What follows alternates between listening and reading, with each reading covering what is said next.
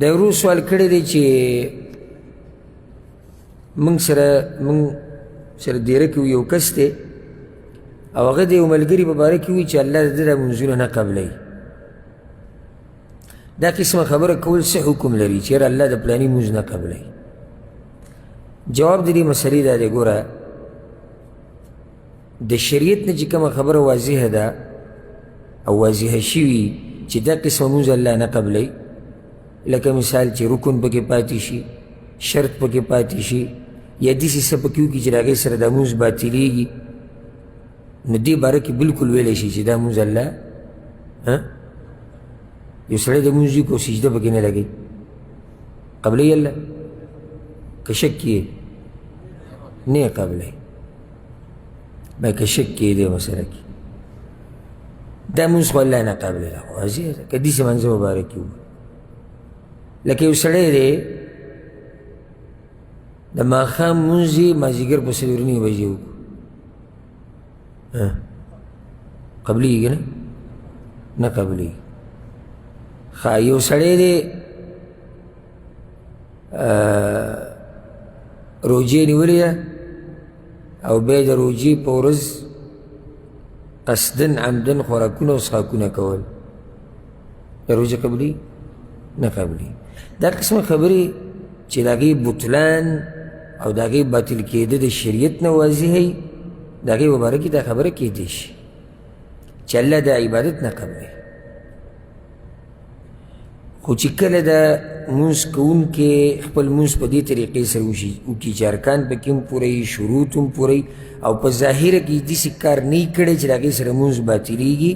نو په دې ځای کې څوک دا نشي ویلی چې د ده لمونځ به قبولي او که نه به یې قبول. ظاهره کې خو دا ده چې لمونځ یې برابر دی،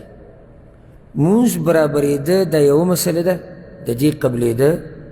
دا بله مسله ده. نو لمونځ یې صحیح دی، قبول دی الله ته پته، نه دی قبول الله ته پته. ځکه چې دا خبره دار و مدار ټول په هغه څه دی چې هغه په زړه کې دي، او زړه کې چې څه دي نو دا الله ته معلوم دي. هکه چېرته اوس ته یو کس ویني خلک ته یقیني پته چې اودسې مات دی او لاړ هکه حال کې لمونځ وکړو، ویلی شي چې دا نه قبلېږي؟ خو صفا ویلی چې دا نه قبلېږي. خو صرف د دې د لاسه چې ستا سره طبیعت نه لګي، زموږ د پښتنو کې دا مسله ده، لکه اوس زما او ستا معامله راغله او ما ورته وران شو، پیسو کې، په قرضو کې، په تجارت کې، او بل ورځ زه په جومات کې ولیده دی ویله لمونځونه کوي، د لمونځونه وی الله سره قبلوي نه. دا ګوره معمولي خبره نه ده، دې ته وایي التقول علی الله، د الله نه مخکې کېده او په الله باندې دروغ جوړول. ته څوک یې؟ تا ته چا ویلي چې د لمونځ نه قبلېږي؟ دا صرف دی د زړه بړاس وباسي په دې خبره باندې، د ده وی الله لمونځونه قبلوي. زه صحیح شو تا سره ظلم کړی، نو ولې د دې ظلم د لاسه د ټول لمونځونه باطلېږي څنګه؟ زه صحیح شو تا ته کنځلې وکړې، یا صحیح شو تا په یو ګناه ولیدو، نو بیا به دا فتوا ورکوي چې لمونځونه دې الله نه قبلوي؟ ته له کوم ځای خبره شو؟ دا ډېره خطرناکه خبره ده، او دا په کبیره ګناهونو کې ده. ګورې وړه ګناه نه، دا غټه ګناه ده. او یو حدیث کې راځي، امام مسلم راوړی دی، جندوب رضی الله عنه، پیغمبر صلی الله علیه وسلم وی یو کس دا خبره کړې وه په پخوانو کې، والله لا یغفر الله لفلان، الله مې دې قسم وي چې دا پلانې به دا پلانې الله به یې نه بخي. وی الله وی من ذا الذي يتألى علي الا اغفر لفلان،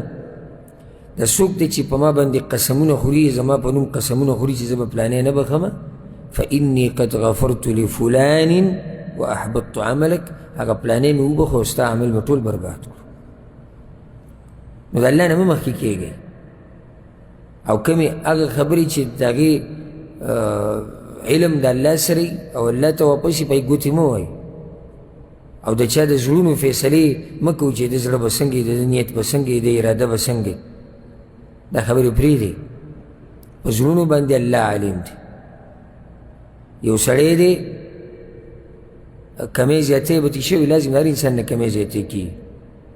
مونځ به برابري د الله به خوښي الله به یې قبول کړي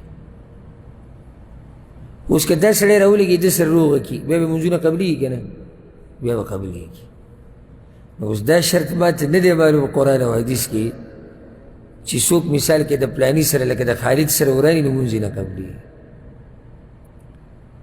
یا که څوک تا ولیدو په یو ګناه باندې د مونځ نه قبلېږي د الله په بندګانو باندې سختي مه جوړوئ د الله بندګان دي چې د هغه نافرماني وکړي هغه بیا هم بخي او عبادت ولا قبلوي نو ته څوک چې دا فتوی ورکوي چې د مونځونه الله نه قبلوي هغه استثنایي حالات ما مخکې ذکر کړو چې که هغه مسله پکې چې شریعت نه ثابته ده چې او دا مونځ نه قبلېږي نو بیا ورته ویلی شي چې دا مونځ الله نه قبلوي او دې نه بغیر دا قسمه خبرې کول پکار دي نه دي پکار